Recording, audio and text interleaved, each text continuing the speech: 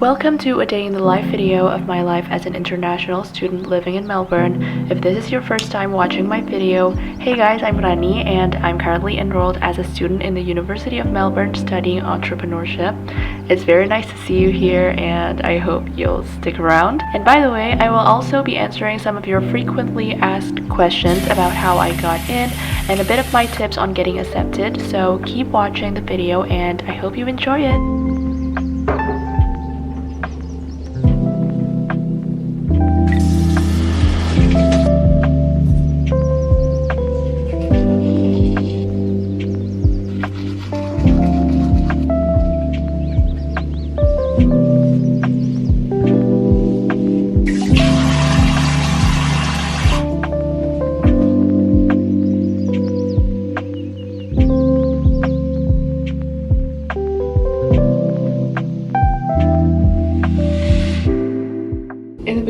Video, I was debating with myself whether I should use a little bit of concealer for this, but I decided to just let's be real and show you guys that I just got some breakouts because as you can see I just had a couple of acnes because ever since I moved here I haven't found the perfect sunscreen for my skin and I've tried like 3 different brands and yeah, this is my 4th attempt. I just bought a set of fills, UVA UVB Defense SPF Plus, and it says dermatologist tested for sensitive skin, so hopefully this is the one for me.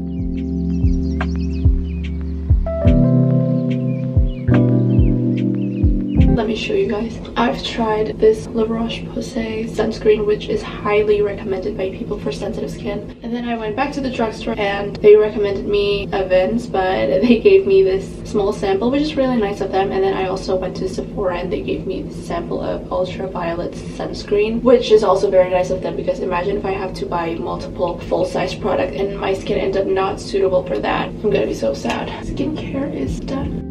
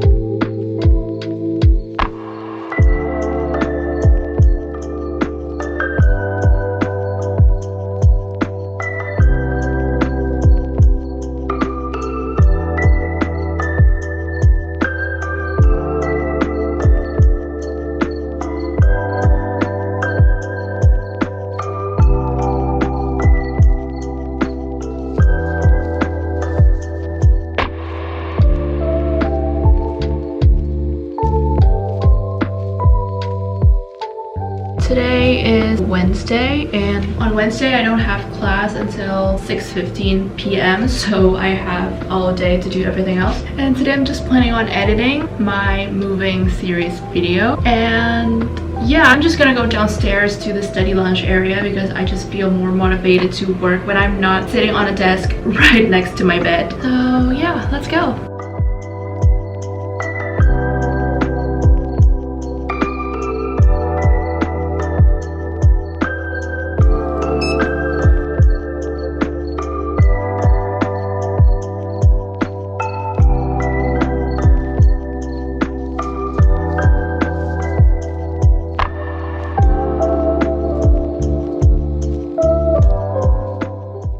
So quiet and empty right now. I think most people are either in class or not awake yet because this is like not even 10 a.m.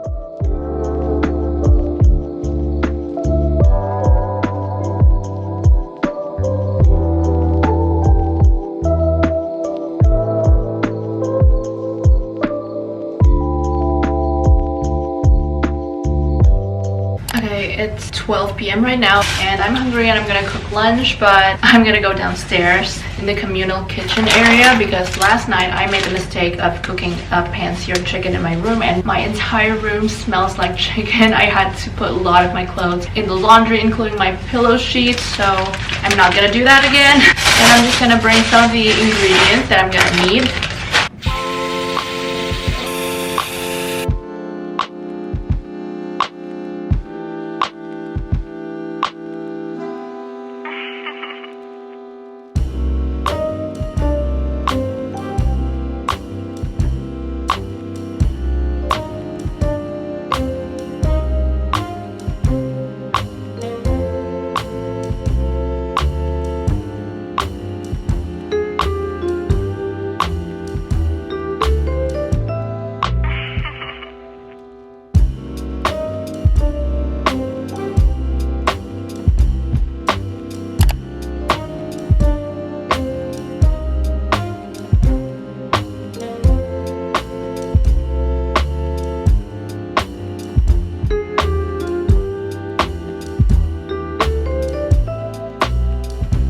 Now I have put on my makeup, but it's not even 3 p.m. yet, and the reason that I've put on makeup is because I have a Zoom meeting at 3 for a mentorship.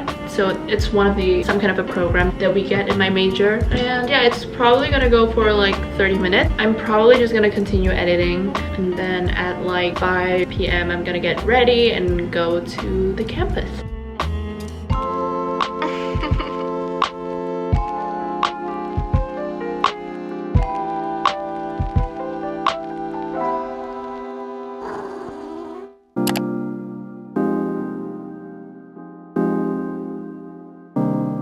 I'm just gonna have some snack before I go because, well, ideally I would have dinner before class because my class finishes at 9:15 p.m. and it's just too late for me to eat dinner at that hour. But later after class I'm gonna go to a night market with my friend, and it's supposed to have a lot of food trucks over there, so I'm just gonna have this so I won't starve, but not too full.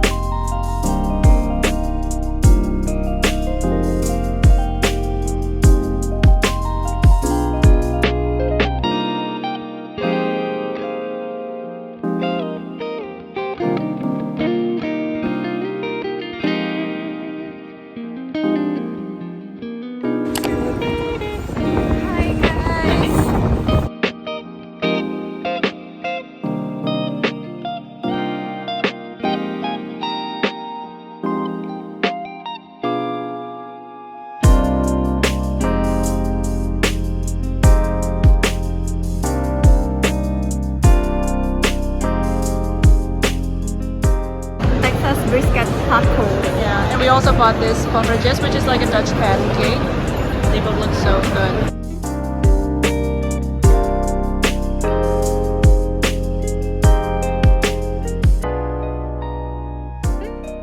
Ever since I moved to Melbourne to continue my study, I've been getting a lot of questions about like how did I get in, how did my process go, like what are the tips and tricks of getting accepted in a university abroad. And since this is a vlog about my daily life as an international student, I figured that I'm just gonna explain it here because I'm not sure I want to make like a focused video explaining all of that. I'm just gonna quickly tell you my story about my application process, etc., and hopefully I can be clear about this. Okay, a little backstory. Ever since I was a kid, I always thought that studying abroad seems like it's gonna be a fun experience, living abroad itself too. But the thing is, I am the only daughter in the family and my dad just never gave me his permission, and I think I just wasn't that determined enough to like continuously push my parents to give me their blessing, and so I just accepted it. So it never really crossed my mind to actually study abroad. I didn't think that this was gonna be something that might actually happen to me. And for the longest time, I also never really wanted to do a master's program. I just thought that bachelor is enough. And I don't know, suddenly earlier this year on January, my dad told me that if you want to continue your study abroad, you know what, I let you. And I was like,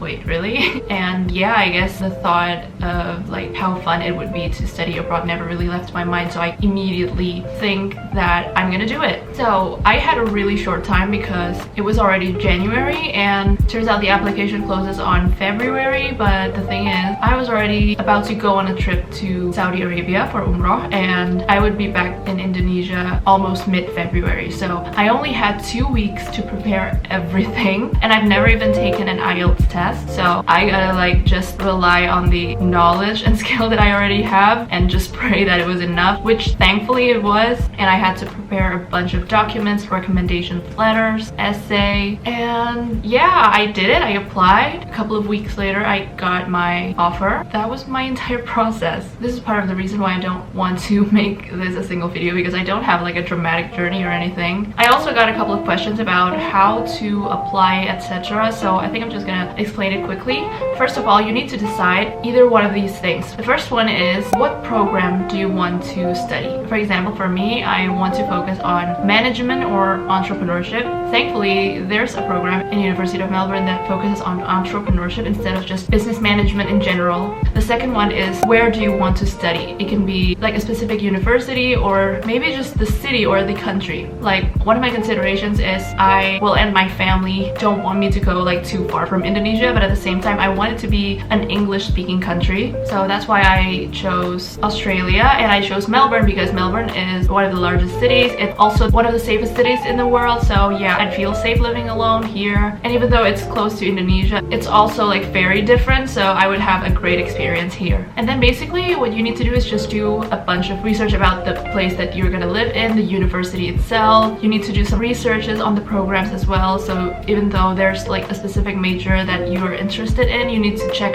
their curriculum and see if it suits you, if that's what you're looking for. And then once you have a couple of options of universities and programs, you also need to check the requirements, like all the things that you need to prepare to apply. For me, it was just a bunch of academic documents, including a personal statement or essay about why do I think I deserve to be accepted. And I just wrote down my background and my experiences, everything that I considered relevant for the essay. Oh, and here's another tip. There are a lot of educational agencies in Indonesia that can help you through your application process. Like, basically you can consult to them, you can choose a country, and then you can ask them to help you look for universities that have the program you're looking for. And then if you've chosen which university you want to go to and which program, they will also send you all the requirements, and then all you need to do is just send the requirements to them, to the agent, and then the agent will do all the process for you. They will apply for you, they will be in contact with the university, and it's like an official partnership, so it is completely safe. Best thing about that is that it's